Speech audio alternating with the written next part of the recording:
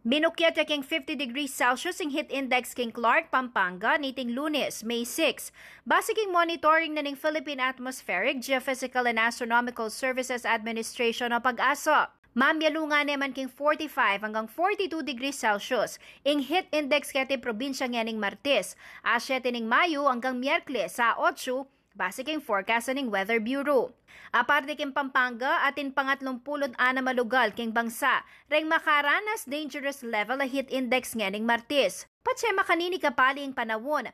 Alim mo kaning katawan ng tawing dapat ingatan bang aiwasan ng disgrasya. Maulagang i-check la naman kanuring gamit amalyaring masilab, kalupad na ring sakyan at aliwapang appliances. Adwang paruminggo pa mo ing melalabas malibatan niyang mesilab lareng 11 masakyan king metong a parking area king Ninoy Aquino International Airport Terminal 3. Aparte king grass fire, metong mo naman king lalawenan ng Bureau of Fire Protection o BFP asang kaning silab ding adwang sakyan ng nukarin kanumig umpisay ng api.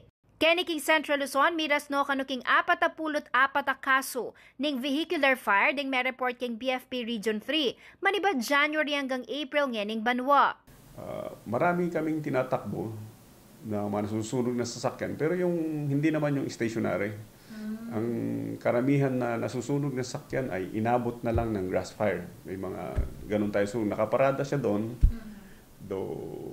minsan yung mga hindi nagagamit. Tapos nasunog yung damuhan nila o damuhan ng kapitbahay, umabot ng sakyan, nasunog ngayon. Agpangking pamuntok ning Operations Division na ning BFP Region 3 ay Fire Superintendent Christopher Lumiwes. Ating maragulat tsansa apagumpisa ning sila ing metong sakyan nung malambat yang makapark at maka-expose ni king matinding pali. Anya naman kano dapat basta-basta maglakwan gamit keni amalyaring pagumpisa na ning api.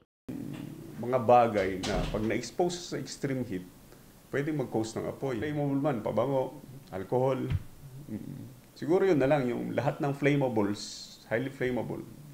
Pati kano eye or sunglasses, magnifying glass at water bottle, ela dapat lalakwan king sakyan. Dagdag paganakana pa ning eksperto, kano agad lulob at pabren pamong singo ing pali king sakyan na maluwat makabilad.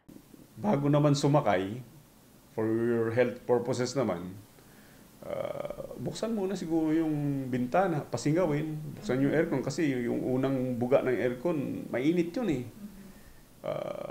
Iwanan mo nang umaandar ng medyo palamigin muna bago pumasok sa sasakyan. Mas masanting kanong i-park laring sakyan karing shaded area at ibaba laring sun visor. Pero nung ala talagang available space at nung secure naman ng lugar, malyali lang lakwang makabuklat bagyaring awang bang singo ang pali. At uling maralasing outing at long drive nganing kaleldo, mo naman dapat makakalingwan ng pamag-check karing electrical wirings daring sakyan.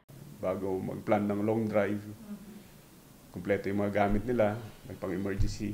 Tapos i-check lahat yung parts ng sasakyan na pwedeng pag-umpisa ng sunog. Kung may mga pinagawa tayo sa sakyan, sa tamang electrician, tayo magpagawa. Inisplika ng Lumiwes sa malyari ang magisan kilob ning 4 hanggang 5 minuto, ing metong sakyan oras masilabya ini. Anya naman paganakana pa kareng motorista. Ang kailangan natin siguro doon ay kailangan tayo ng gamit, yung first aid fire protection na sinasabi natin. Kailangan sa sasakyan mo may dala kang fire extinguisher. Kasi pag may nagliyab doon, lalo mga usually electrical connections din yan eh. Yung mga iba galing lang nagpa-rewiring. Siguro hindi maganda yung pagka-rewire. At minsan habang tumatakbo sa highway, biglang nasusunog ganun. Yun naman, pag napansin mo, umuusok na, kung sa loob ng hood, buksan mo, pagbugahan mo, pwedeng makontrol. Kasi pag hindi ganun, hindi naabutin ng fire truck yun. Ako yung kaya kayong talasuyo, Jennifer Salenga, ating pusong makabalan.